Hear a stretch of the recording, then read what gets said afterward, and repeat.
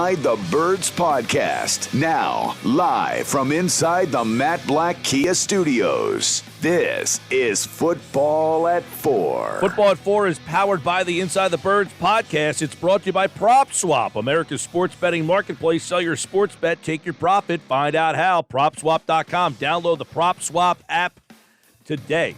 That would have been interesting if you PropSwap that two-leg parlay that the guy won $579,000. I wonder what you could have PropSwap that thing for. Like overtime comes and you post that thing on PropSwap. Somebody could have bought that from you for what, like $300,000, $700,000? I don't know. What's going on, Geoff Mosher? What's up, Mike? How you doing? Did you get a lot of snow where you are? I got about 8 to 10.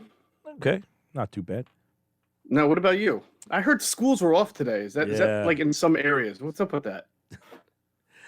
Good question. Is that a rant that you're trying to save yourself from going on right now?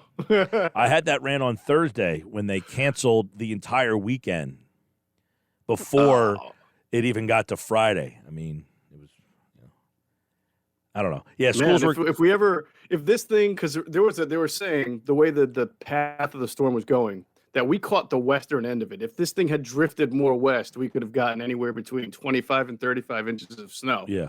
If that was the case, I think, Mike, they would have canceled life as we know it at that point. Well, right? See, Friday night, I was like debating like whether we should go out. People were talking about the snow coming, and a lot of people bailed on meeting us out because of the snow. And of course, we went. Right. We enjoyed ourselves, and it was fine. There was not a problem. We got there safely and got home safely. Cherish the thought. And how about that? Yeah, I mean, so I don't know.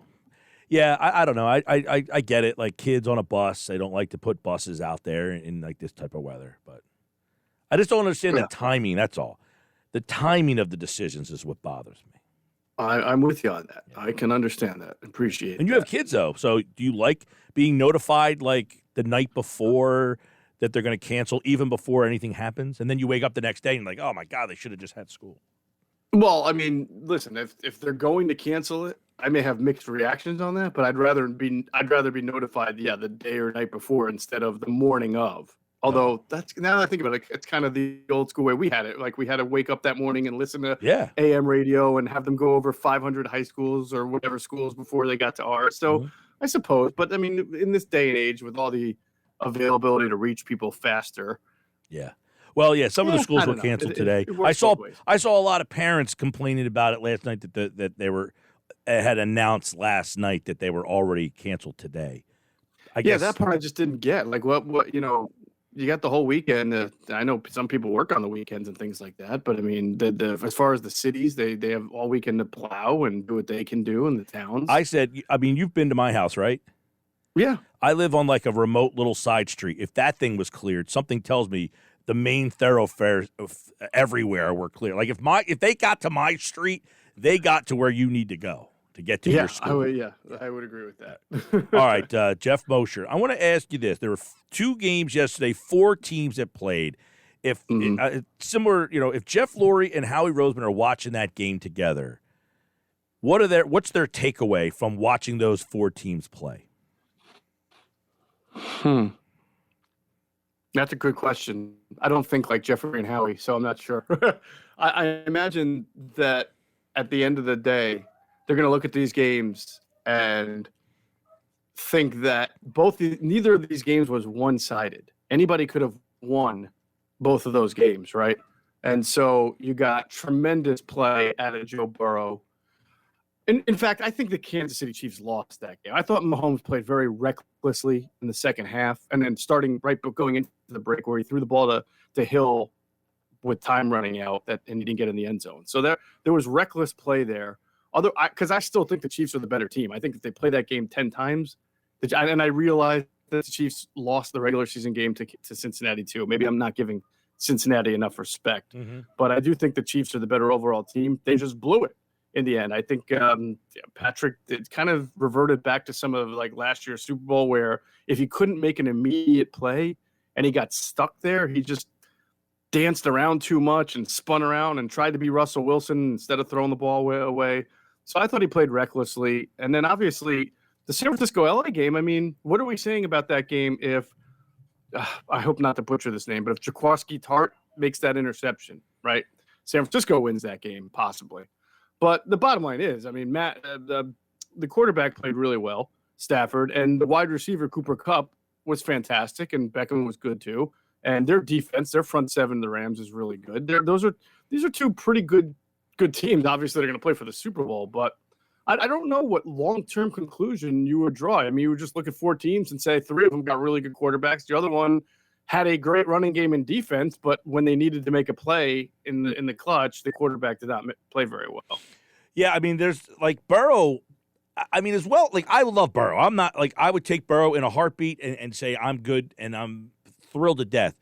If you looked at his numbers and I told you, hey, these are Jalen Hurts' numbers, you would say he stinks, he's got to go. I mean, he didn't have a great statistical game yesterday. He made some big plays, like with his legs, keeping drives alive, but they really ran the game out. I mean, Mixon had some big runs late in that game, but I thought their defense won them that game. Yes, in the second half, they gave up 3 points. They had 2 interceptions. They had the big sack. They caused the fumble. Like, their defense is getting shortchanged because Burrow's just such a likable guy.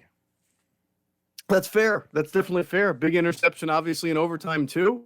Helped flip the field. So and Eli Burrow Apple dropped one. With. Eli Apple dropped an interception. If he intercepts that ball, they'd probably win that game in regulation. He did. There were like 3 dropped interceptions between Tart, Apple, and I think Jalen Ramsey dropped one yesterday as well. So, yeah, I agree with you, but there were just too many times that I saw Patrick Mahomes hold on to the ball for 5 to 10 seconds. Now, if that means that the Bengals were doing an amazing job in the secondary of plastering wide receivers or plastering Kelsey and Tyreek Hill and McCole Hardman, then God bless them, because I've never seen anybody be able to do that. I don't know what was going on. I'd love to see the All-22 when it finally comes out. I have a feeling it's going to reflect on what I said, that, yeah, you can tip your cap to the Bengals. They made plays, but I just think Patrick played really recklessly for how far he's into the league now and for who he is and what he's accomplished. Again, I look forward to seeing the tape there. I'm sure Cincinnati did some good things, but that really surprised me to see how. Did you see his first half numbers compared to his second half numbers? Yeah, I mean, he was terrible in the second half. You can't find. It's like 2 different players. It's like comparing, like Tom Brady and Luke Falk. Yeah. Well, I mean, it's crazy. There's so much here because I would love Burrow. We all want Mahomes, right? We would take those guys easily. Now, I don't know what people think about Stafford. I'm not the biggest Stafford guy in the world. I don't think they won the game because Matt Stafford was their quarterback. Their defense was great yesterday. Jimmy Garoppolo struggled in the fourth quarter. I can't sit here and say the Rams won because they've been to this game before with Jared Goff. I mean, Stafford went to a team that's really been here before. So I can't say they won because Matt Stafford was elite or great. I think part of it is like, here's what I think that the listeners and the fans have to come to terms with, whatever team you're a fan of. There's only so many guys that you would say, that's the guy I want. You have to understand that if you can't get that guy, there are other avenues you have to go down to try to build your team. You can't perpetually keep chasing a guy that doesn't exist. That's how you become the Bengals or the Lions or these teams that can't get out of their own way. Yeah, I mean, I think that there's an argument to be made that you shouldn't. Well, I would take what you're saying and say you shouldn't perpetually chase mediocrity, but you should perpetually chase a guy like Joe Burrow, a guy like even Matthew Stafford. I'll put him up there because you can clearly win games and go to a Super Bowl with Matthew Stafford. Well, you should perpetually. It's interesting, Moshe, because the show before me today, Bart and Han. So Han's saying that you're a Jets fan, that game should give you hope. If you're a Lions fan, they won 2 games, then they won 4 games. If you were a Bengals fan last year, right, Moshe?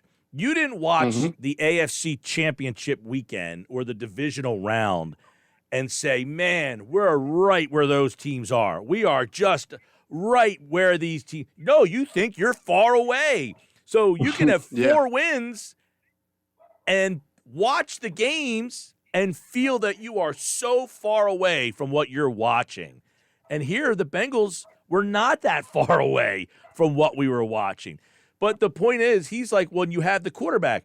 But my point was, the Lions had the quarterback. He's in the Super Bowl. So he's obviously good enough to get to the Super Bowl, but just having that quarterback isn't enough. Like, Matthew Stafford couldn't even win a playoff game, let alone get his team to the Super Bowl.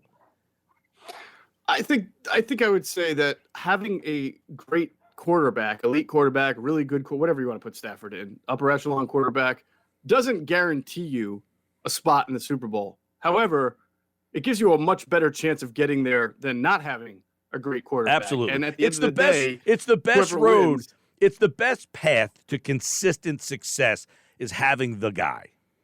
Correct, having the guy. Now Burrow, I know the Bengals were 4-11. No, whatever they were. 4-11-1. They tied Philadelphia.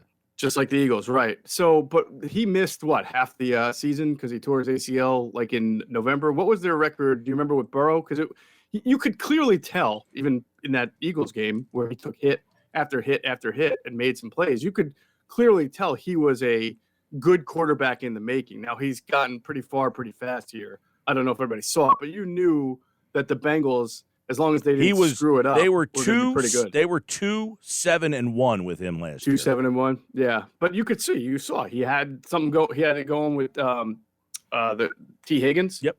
And he was playing fairly well, statistically. So you could see he was going to be a pretty good quarterback. There's no doubt. Right. But Burrow, I don't know, is Burrow that much more special than some of these other guys? You know what I'm saying? So is Burrow now in that category of, hey, the Bengals are just perpetually going to be good because they now have Joe Burrow? Because he could overcome. He could overcome not having a great offensive line and maybe not having these other parts. Where Daniel Jones can't overcome that. Daniel Jones might be great if he's on a team that has a good offensive line. We have no idea. He plays on a team, the line stinks, and he's not good enough to overcome that. That's correct. Yeah, obviously what Joe Burrow has are the traits you look for in that kind of upper echelon guy, the size, the arm. He's got mobility even more so than I even realized. I mean, he made some special plays. I think it's going to be difficult, as good as he is, for them to kind of be like a dynasty type team or a team that's always there, because they play in one of the toughest divisions with two other teams that are known for being really good year in and year out. And every once in a while, like the Ravens didn't make the playoffs this year. They had a lot of injuries, but the Ravens are still the Ravens, and the Steelers, even with the change that they're undergoing, I think are still going to be the Steelers until they prove me otherwise. So it'll be fascinating to see if the Bengals are for real for a while, or flash in the pan, or if they get to one Super Bowl, but then, like Flacco did with the Ravens, but then, can't go back. So it's in his best interest to win it now, because you just never know if he's going to be able to make it back. I look at, when I'm looking Andy, Howie Roseman, Jeff Lurie, you're watching that game yesterday, and, hey, I have a quarterback that's not an elite. Is there a path to get one? I don't know how you feel about how realistic it is for them to get a elite level quarterback this offseason via trade. I don't think you're drafting one this year. I think you could draft a guy. I don't think he's going to be an elite player. That said, if I'm them and I'm saying I have this quarterback, this is where I'm at now. What did San Francisco had? That Fred Warner's unbelievable, by the way. At what point do you say, what he does for their defense, we have to have? I have to find one of those guys, because they refuse to go linebacker. But how do you watch that game and not say, wow, look what he does to a team? And he single-handedly keeps them in that game yesterday almost. Yeah, unfortunately, you ask what Jeffrey and Howie are thinking, they're probably thinking, Mike, that Fred Warner is one of the best, linebackers in the game. And he was, if I'm not mistaken, I'm trying to remember where he was picked. He was certainly not a first-round pick. He was a third-round pick, which is where the Eagles got Jordan Howard a couple of years ago, where they got Davion Taylor, who they're hoping becomes the player for them. So I imagine that they're thinking, we just got to hit better on the third-round pick that we use on a linebacker, and surround him with great players like they do there in San Francisco, and not use a first-round pick on a linebacker. I imagine that would just bolster their thinking, to be honest. Yeah, it's such a there's so many things I'm watching that game yesterday, and I'm like, hey, look, I don't want to say you're stuck with Hurts, but that's where you are. This is your guy right now. The guy goes back and forth with me on Twitter because I said I'm rolling with Hurts for another year. I didn't say I'm thrilled about it, but my point is, what's your alternative? What's my alternative? Give me an alternative, and I'm all ears. I am willing to listen. And, of course, they give me the Watsons and the Wilsons and the Rodgers. Have you heard any indication that those players or the Eagles have interest there? Is there any mutual interest? Well, yeah, I mean, Watson, of course, it's been there. Right, he has a no-trade Obviously, clause. he has a no-trade clause, and he has a huge legal issue that's over a year old, or about to be a year old now, that has seemingly not reached anything close to its end. So that's a big obstacle. Russell Wilson, you know the Eagles love Russell Wilson. They've made that intention pretty clear. But as of right now, as we sit here today, I haven't heard anything about Russell Wilson demanding out, and I think he also has a no-trade clause. And the only thing we have heard with Russ is that he does have some preferred destinations he'd like to go if he could, and the Eagles were not on that list. So, I'm not going to say it's impossible, but I agree with you that the door number one being that veteran elite quarterback, not as open as door number two, which is sticking with Jalen Hurts. But I do think that they will draft a quarterback, and I don't think they're going to package their picks and move up into the top 5. I think that they'll probably draft a quarterback sometime day 2 or 3. And it'll be interesting to see what happens from there, because Jalen Hurts has performed to a certain level as a second-round pick. What about Rodgers? Because you get the Vegas odds. The Eagles have like the 4th best odds to get Rodgers. Is that just because? Really? Well, I mean, you got to keep in mind Vegas is a business. They know Philadelphia fans are irrational. So you put odds at 4-1 that he's going to go there. What are they going to do? They're going to bet on him so they can clean up when he doesn't go there. Yeah, I have no inside information on this. I tend to think he's going to stay in Green Bay. So, I mean, we'll see if he goes. I could see him going to, obviously Denver has been rumored, and Pittsburgh. But the thing is, does he want to go to the AFC and have to duke it out with, 4 really good quarterbacks there, and Mahomes and Burrow and Herbert? And well, right. If you're looking around, you're a quarterback and you have a movement opportunity, do you look at Philadelphia and say, you're in the NFC, that makes you attractive based on the quarterback situation in both conferences?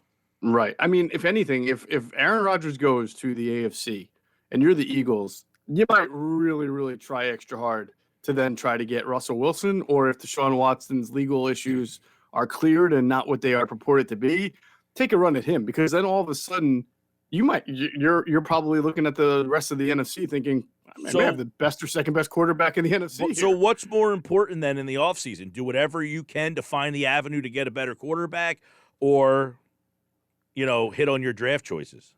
Yeah, I mean, I personally always feel like you should be in relentless pursuit of an elite quarterback. I mean, look, you could say Tampa Bay had a lot of holes before Brady got there, which they did, and they were a pretty good team, but they were certainly, their record didn't suggest it.